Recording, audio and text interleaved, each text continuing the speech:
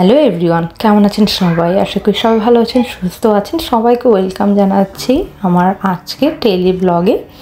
তো এই দিন আমরা বাচ্চাদের নিয়ে বের হয়েছিলাম। এটা বেসিক্যালি হচ্ছে ফ্রাইডে ইভিনিং ছিল আর কি। যেহেতু সুমন এবং সাদ দুইজনেই হচ্ছে স্যাটারডে এবং সানডে ওরা চেস টুর্নামেন্টে যাবে, তার জন্য হচ্ছে আমরা সবাই মিলেই ফ্রাইডেতে বের হয়েছিলাম। যদিও আমার যাওয়ার কথা ছিল না, আমি বলেছিলাম যে তোমরা ইজাজকে এবং সাদকে দুজনকে নিয়ে কোথা থেকে ঘুরে আসো। আমার যাওয়ার কথা ছিল বেসিক্যালি জিমে, বাট যখন সুমন বললো যে না তুমি না গেলে আমার ভালো লাগবে না, তখন আমি আমার জিমে যাওয়া বাদ দিয়ে ওদের সাথে আর কি জয়েন হলাম। বাট জয়েন হয়ে খুব ভালোই হয়েছে, আমরা সবাই মিলে খুব চমৎকার একটা সময় কাটিয়েছিলাম এবং সেটাই আজকে আপনাদের সাথে তুলে ধরবো। এই জায়গাটার নাম হচ্ছে গানার্ভ কোয়ার্টস, যেখানে বেসিক্যালি হচ্ছে সব ব্র্যান্ডের আউটলেট এবং সাথে হচ্ছে বেশ কিছু রেস্টুরেন্ট, মুভি থিয়েটার এবং এন্টারটেনমেন্টের আর কি সব কিছু মিলেই আর কি এই জায়গাটা। তো হলিউড বল নামের এই প্লেসটুকুর মধ্যে হচ্ছে সব হচ্ছে ইনডোর এন্টারটেনমেন্ট, যেখানে আছে পুলিং আছে, তারপর বলিং আছে এবং অনেক বাচ্চাদেরও আছে এবং বড়দেরও আছে, সব মিলিয়ে আর কি এই জোনটা আর কি যে এন্টারটেনমেন্টের ইনডোর। সো এখানে এর আগেও আমরা এসেছিলাম, তখন আমরা বোলিং খেলতে এসেছিলাম, বাট আজকে আমরা আসলে বোলিং খেলতে আসিনি কারণ আমরা স্লট পাইনি। তো আমরা আজকে হচ্ছে ভেতরের যে বাচ্চাদের গেমের যে জায়গাগুলো আছে সেই জায়গাগুলোতে আজকে বেসিক্যালি আর কি এসেছি। তো আসলে বাচ্চাদের সাথে সময় কাটানো এই জিনিসটা আমাদের খুবই পছন্দ, বিশেষ করে কোয়ালিটি টাইম। বাচ্চাদের সাথে সময় কাটানো মানে এই না যে 24 ঘন্টা বাচ্চাদের সাথে সময় কাটাইতে হবে, বাচ্চাদের সাথে কোয়ালিটির সময়টা কাটানোটা খুবই খুবই খুবই ইম্পর্ট্যান্ট। এটা আমার পার্সোনালভাবে আমার মনে হয়, এবং এখন এটা দেখি যে অনেক হচ্ছে যারা চাইল্ড স্পেশালিস্ট আছেন, যারা সাইকিয়াট্রিস্টরা আছেন, তারা সবাই হচ্ছে এই জিনিসটাকে খুবই প্রমোট করে যে বাচ্চাদের সাথে খুব সুন্দর কোয়ালিটি টাইম আর কি মেনটেন করা বাচ্চাদের মতো করে। তো বাচ্চাদের সাথে বেশ কিছু অ্যাক্টিভিটিসের দ্বারাই হচ্ছে এই কোয়ালিটি টাইমটা আর কি করা যায়। যেমন ধরুন বাচ্চাদের সাথে বসে খেলা করা, সেটা ঘরেও হতে পারে, বুক পড়া হতে পারে, তাদের নিয়ে লাইব্রেরিতে যাওয়া হতে পারে, কিছু স্পোর্টস টাইপের খেলা হতে পারে, বা এরকম হচ্ছে যেহেতু আমরা শহরে থাকি, যারা শহরে থাকে তাদের এন্টারটেনমেন্ট কিন্তু খুব কম হয়, কিন্তু সেটাও হচ্ছে বাচ্চাদের নিয়ে আর কি অ্যাটলিস্ট সপ্তাহে একদিন করে আমার কাছে যেটা মনে হয় যে বাইরে বের হওয়া এবং এরকম কোয়ালিটি টাইম হচ্ছে তাদের সাথে কাটানো, যে কোনো প্রকার উইদাউট এনি ডিভাইসে।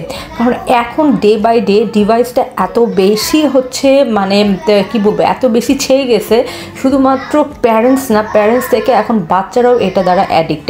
তো যার কারণে ডিভাইস ছাড়া সব কিছু ছাড়া আমার কাছে যেটা মনে হয় যে এই টাইপের কোয়ালিটি টাইমগুলো কাটানো উচিত।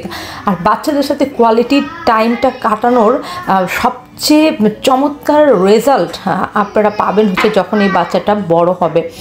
কারণ সে আজকে ছোট, ঠিক আছে, তার হয়তো আমাদের কাছে অনেকেরই, আমার কাছে মনে হয় যে অনেকেরই ধারণা যে সে ছোট বাচ্চা, সে তেমন কিছু বুঝে না, ওকে তো যেমনি খুশি এমনি রাখা যায়। আসলে বিষয়টা সেরকম না। সে ছোট বাচ্চা হলেও ও যেটা বুঝে সেটা আমরাও বুঝবো না। এই নর্মাল জিনিসটা অনেক অ্যাডাল্টরাই বুঝে না, যে ও একটা ছোট বাচ্চা হলেও ওর সব ইমোশন আছে। মানে আমরা বাচ্চাদেরকে মনে করি বাচ্চাদের মতো, বাট তারা কিন্তু একটা হিউম্যানের প্রতিটা সেন্স নিয়ে এই ওয়ার্ল্ডে আসে। তো তাদের মধ্যে রাগ আছে, অভিমান আছে, দুঃখ আছে, প্রতিবাদ করার একটা প্রবণতা আছে। আপনি একটা ছোট বাচ্চাকে দেখেন যে তার যখন ক্ষুধা লাগে সে কান্না করে, তার মানে সে প্রতিবাদ করে, সে তার ডিমান্ডটা বলতে জানে যে কিভাবে করলে সবাই ওকে অ্যাটেনশন দিবে, এটা সে কিন্তু ঠিকই বুঝে। তাহলে আমরা কিভাবে এটা ধরে নিই যে ছোট বাচ্চা, ওর ইমোশনের খুব বেশি দাম নাই আর কি। তো বাচ্চাদের ইমোশনের অবশ্যই আমাদের ভ্যালু দেওয়া উচিত। আজকে যদি আমার বাচ্চার ইমোশনের ভ্যালু আমি না দিই, একটা সময়ে সে হচ্ছে আমার ইমোশনের দাম দিবে না। তো রেসপেক্ট করা এবং তাদের ইমোশনের দাম দেওয়া, তাদেরকে প্রায়োরিটি দেওয়া, এটা খুবই ইম্পর্টেন্ট। এটা কিন্তু অনেক প্যারেন্টসই করতে চায় না, বাচ্চাদের প্রায়োরিটি দিতে চায় না। তারা নিজেদের মতো করে সব কিছু নিজেদের মতো করে বাচ্চার মধ্যে ডাইভার্ট করতে চায়। বাট ঠিক আছে, প্যারেন্টস যেটা বুঝে বাচ্চারা ডেফিনেটলি সেটা বুঝবে না, কিন্তু কিছু জিনিস আছে তাদেরকেও হচ্ছে ফ্রিডম দেওয়া উচিত, সে ছোট হোক বা সে বড় হোক, সে যাই হোক না কেন তার পছন্দেরও কিছু প্রায়োরিটি আমাদের দিতে হবে। এতে যেটা হবে যে সে প্রায়োরিটি দেওয়া শিখবে এবং সে অন্যকে প্রায়োরিটি দিবে এবং বড় হয়ে সে এই প্র্যাকটিসটাই করবে। একটা কথা মনে রাখবেন, আমার সন্তানটা আজকে হয়তো আমার ছেলে বা আমার মেয়ে, কিন্তু সে যখন বড় হবে সে কিন্তু শুধুমাত্র আমার ছেলে আমার মেয়েই থাকবে না, সে কারো হাজব্যান্ড হবে বা ওয়াইফ হবে বা কারো বাবা হবে বা কারো মা হবে। তো আজকে আমি ওর ভেতরে যে ইনপুটগুলো দিব কালকে সে সেগুলোই হচ্ছে আউটপুট হিসেবে বের করবে। তো আপনার বাচ্চাকে শুধুমাত্র আপনার নিজের সন্তানভাবে বড় না করে আমরা যদি এভাবে একটু চিন্তা করি, আমরা কারো হাজব্যান্ড বা কারো ওয়াইফকে আমরা গ্রো করছি, তাহলে কিন্তু এই হিসাবটা অনেকটাই সহজ হয়। আর ছোটোবেলার স্মৃতিগুলো কিন্তু একটা মানুষ কিন্তু সারাটা জীবন বহন করে যায়। আপনি খেয়াল করে একটু দেখেন যে আপনার নিজের ছোটোবেলার ট্রমাগুলো আপনি কিন্তু এখনও ভুলতে পারেন নাই। তো আমাদের সন্তান বা যার সন্তানই হোক না কেন তারও কিন্তু ছোটোবেলার যে স্মৃতিগুলো আছে বা ছোটোবেলায় তার যে ট্রমাগুলো থাকবে বা তার যে খারাপ লাগাগুলো থাকবে, তার যে অপূর্ণতাগুলো থাকবে, এগুলোও কিন্তু সে সারাটা জীবন ক্যারি করে যাবে।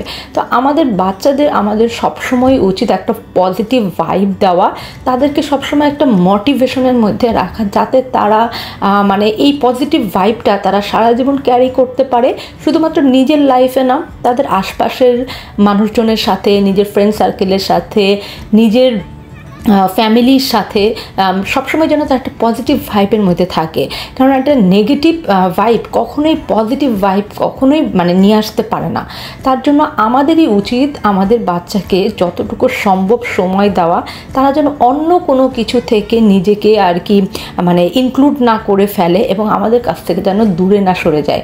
আজকে আমার বাচ্চার সাথে আমি যে সময়গুলো কাটাচ্ছি, আমি শিওর তারা যখন এরকম বড় হবে তারা হচ্ছে এই জায়গাগুলোতে গেলে তাদের এই স্মৃতিগুলো মনে পড়বে যে আমার মম অ্যান্ড ড্যাডির সাথে আমি এই জায়গায় এসেছি। এই স্মৃতিটুকু কিন্তু এনাফ আপনার এবং আপনার সন্তানের সাথে বন্ডিং ক্রিয়েট করতে। তো আপনার সন্তানটা হচ্ছে আজকে যতটুকুই আছে না কেন তার সাথে এমন কিছু স্মৃতি আপনি তার সাথে তৈরি করুন যেটা আপনাকে ইন ফিউচার একটা স্ট্রেংথ দিবে, আপনার সন্তানকেও স্ট্রেংথ দিবে, এটা আপনাকেও স্ট্রেংথ দেবে। এইটার আসলে কোনো বিকল্প নাই। এখন দুনিয়াটা যত এগিয়ে গিয়েছে, এখন আমাদের সন্তানকে আমরা যদি মানে মেন্টালিভাবে সাপোর্ট না দিই, মেন্টালিভাবে তাদের সাথে অ্যাটাচমেন্টে না থাকি, আমার মনে হয় না যে আর কোনো অপশন আর কি আছে। যাই হোক, আজকের ব্লগটা আর বড় করছি না। তো আপনাদের যদি আমাদের ব্লগগুলো ভালো লাগে অবশ্যই লাইক কমেন্ট করবেন আর আমাদের জন্য দোয়া রাখবেন যেন আমরা আমাদের বাচ্চাদেরকে ভালো মতো মানুষ করতে পারি। আল্লাহ হাফেজ, সবাইকে বাই বাই।